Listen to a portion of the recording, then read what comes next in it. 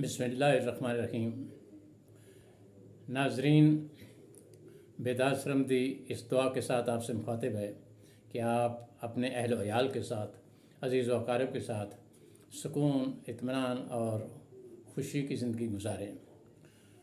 नाजरीन, इस वक्त पूरा मुल्क सैलाब के हवाले से कोई अपने आप को बचाने में मसरूफ़ है और कोई उनको बचाने के लिए जिद्दोजहद में मसरूफ़ है। अल्लाह का शुक्र है कि पूरी कौम इस वक्त जाग गई है। अपोजिशन हो या हुकूमत हो, बैरून मुल्क पाकिस्तानी हो, सब अपने सैलाबज़दा भाइयों की इमदाद के लिए मैदान में हैं। अलमिया सिर्फ ये है कि हम हर काम हंगामी बुनियादों पर करने के आदी हो चुके हैं। मनसूबाबंदी कभी हमारी फितरत में शामिल नहीं रही और ये इसमें अवाम कसूरवार नहीं है, इसमें हमेशा हुकूमतें कसूरवार रही हैं। इस वक्त भी जब पानी जिसे कहते हैं कि सर से गुजरने लगा है तो फिर सब जागे हैं, सब दौड़े हैं और सारे अपने सैलाबज़दा भाइयों की इमदाद के लिए। लेकिन इस दौरान नुकसान बहुत हो चुका है, अरबों रुपए का नुकसान हो चुका है। इस वक्त अगरचे अच्छी बात है, जैसे वज़ीर आज़म की अपील पर उन्होंने एक बैंक अकाउंट भी खोले हैं और अपनी अपीलें भी की हैं। उनकी अपीलों पर गैर मुल्की इमदाद भी आ रही है। बहुत सारे मुल्कों ने इमदाद का ऐलान किया है, कुछ पहुंच रही है, कुछ पहुंचने वाली है।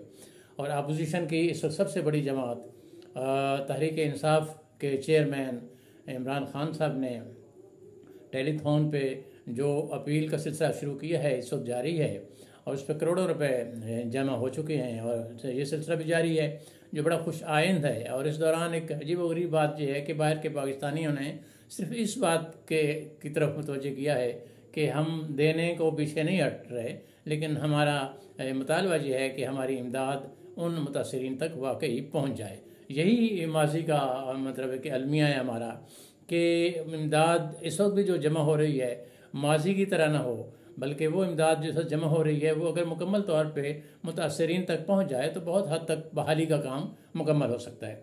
नाज़रीन, सैलाब की बात मैं कर रहा था तो सैलाब को ये पहली बार नहीं आया। पाकिस्तान की तारीख में बड़े बड़े सैलाब आए हैं। पाकिस्तान की तारीख से पहले भी इस खित्ते में 1929 का एक बड़ा सैलाब आया था और उसके बाद फिर 210 में एक बहुत बड़ा सैलाब आया था और उस वक्त भी यही चीखो पुकार मची थी।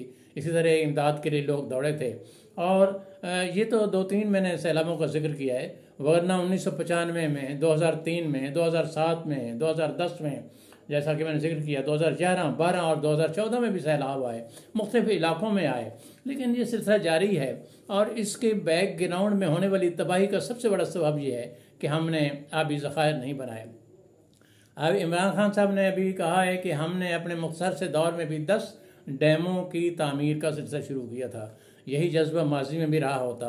अभी कालाबाग डैम की आप बात कर लीजिए कि कालाबाग डैम के लिए क्या कुछ नहीं कहा गया, लेकिन पूरी कोशिशें भी की। हत्ता कि वो हुकूमतें जो हर हवाले से बाख्तियार होती हैं, जैसे फ़ौजी हुकूमतें, उसमें ज़ियाउल हक ने बहुत कोशिश की। फिर उसके बाद जनरल मुशर्रफ ने इतनी कोशिश की, हर सूबे में सियासतदानों के जा के मिन्नतें की कि किसी का कोई नुकसान नहीं होगा, फ़ायदा ही फ़ायदा पूरे मुल्क का, लेकिन कोई नहीं माना।